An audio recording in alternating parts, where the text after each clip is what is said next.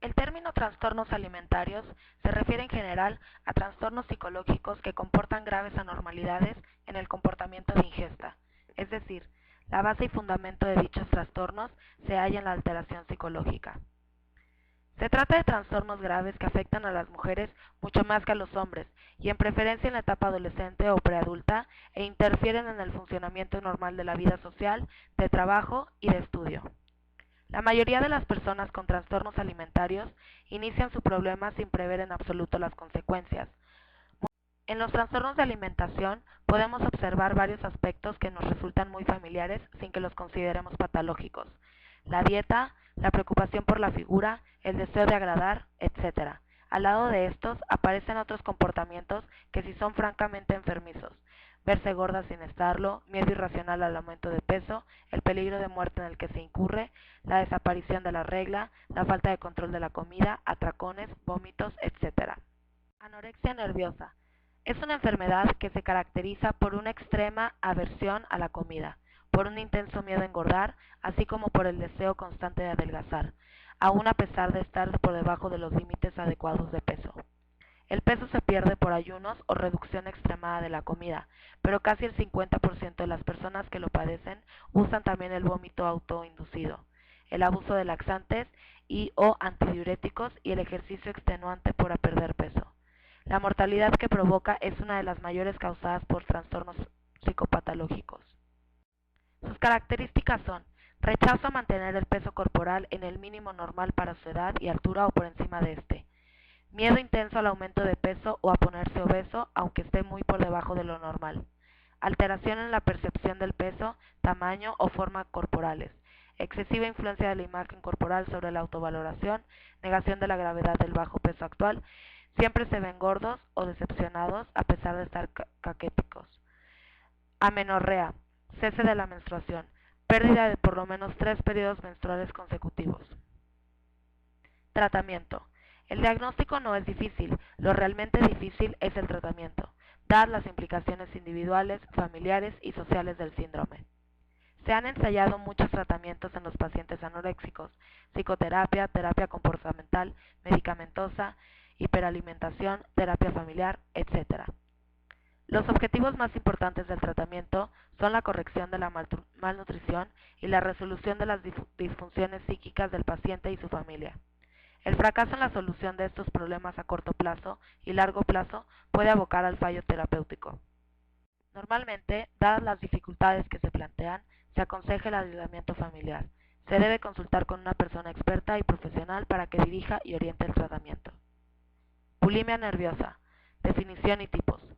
La persona con este problema experimenta ataques de voracidad que vendrán seguidos por vómitos para contrarrestar la ingesta excesiva, uso y abuso de laxantes para facilitar la evacuación, preocupación excesiva por la imagen corporal y sentimientos de depresión, ansiedad y culpabilidad por no tener autocontrol.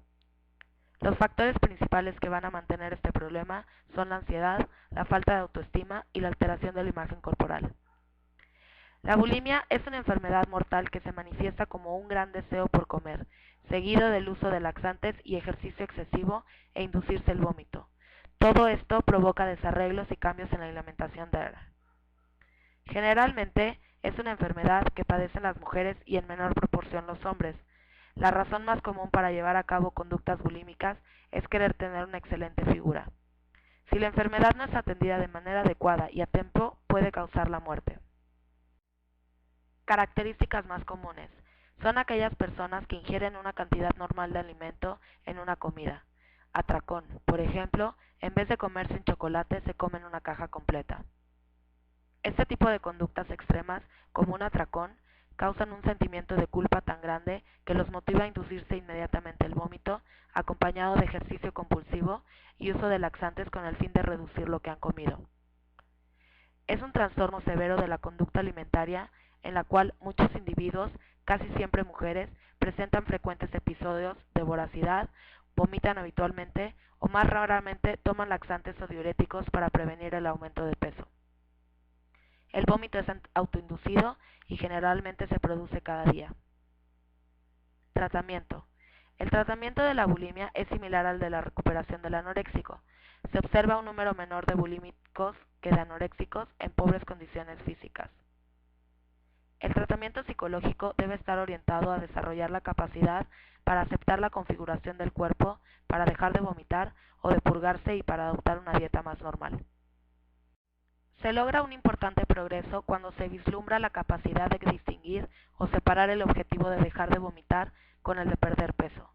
La revelación parece ser un hecho importante para estos pacientes y ocurre cuando pueden decir que sienten repugnancia por el propio hábito y un deseo de comer normalmente. La obesidad. Concepto, diagnóstico y clasificación. La obesidad es un exceso de tejido graso corporal que por lo general, y no siempre, se ve acompañada por un incremento de peso del cuerpo. La investigación científica ha demostrado que la obesidad es una enfermedad seria, que amenaza la vida y que está asociada a múltiples problemas de salud. El diagnóstico debe hacerse midiendo el porcentaje de grasa corporal total. A falta de técnicas de medición confiables y accesibles, el porcentaje de grasa se mide a través de la medición de los pliegues cutáneos o bien a partir de una cifra llamada índice de masa corporal, que resulta de dividir el peso entre el cuadrado de la estatura en metros. El índice de masa corporal ideal en hombre es de 23 y en mujeres de 21.5. Cifras por arriba de 25 se consideran sobrepeso y mayores a 30 obesidad. Existen varias formas de clasificar la obesidad, en función de los rasgos morfológicos del tejido adiposo, en función de la edad de comienzo, en función de la distribución anatómica del tejido adiposo o también según la causa. Tratamiento: las dietas. Dieta es la alimentación cotidiana de una persona. Dieta de reducción es aquella que busca reducir el peso de quien la ingiere. Hay diversos tipos de dietas, algunas de ellas efectivas, pero muchas nocivas. Por lo general, las dietas se manejan sin conocimiento sobre el metabolismo del cuerpo humano y por lo tanto pueden ocasionar serios problemas. Las dietas elaboradas sin conocimientos de nutrición tienden a clasificar a los alimentos en buenos y malos, engordantes o desengordantes. Los alimentos en sí mismos solo contienen nutrientes y del empleo que les demos son sus efectos. Las dietas de un solo alimento o de unos pocos carecen de muchos nutrientes importantes y ocasionan descompensación importantes en el organismo.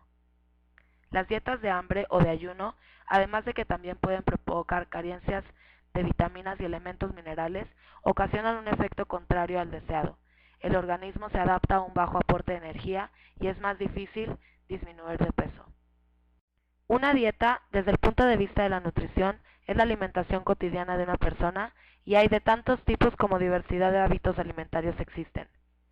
El diseño de un plan de alimentación para reducir el peso exige el conocimiento de los fundamentos bioquímicos del metabolismo de los alimentos y la capacidad para realizar una valoración y una historia nutricional del paciente, así como de la ética profesional para no proponerle al paciente un plan de reducción que pueda ser nocivo para su salud. Debe ser planeada según las particularidades de cada persona, de sus características físicas, psicológicas y culturales. De lo contrario, es poco probable que funcione. Cada paciente es un individuo diferente y como tal debe tratarse. Existen normas generales.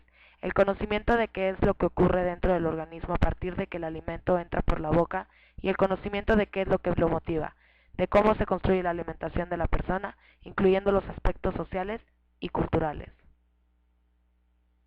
Buenos hábitos de alimentación. Independientemente de que el realizar 3 comidas al día es una nueva convención, lo cierto es que al saltarse algún tipo de comida, rara vez se obtienen resultados esperados o buscados.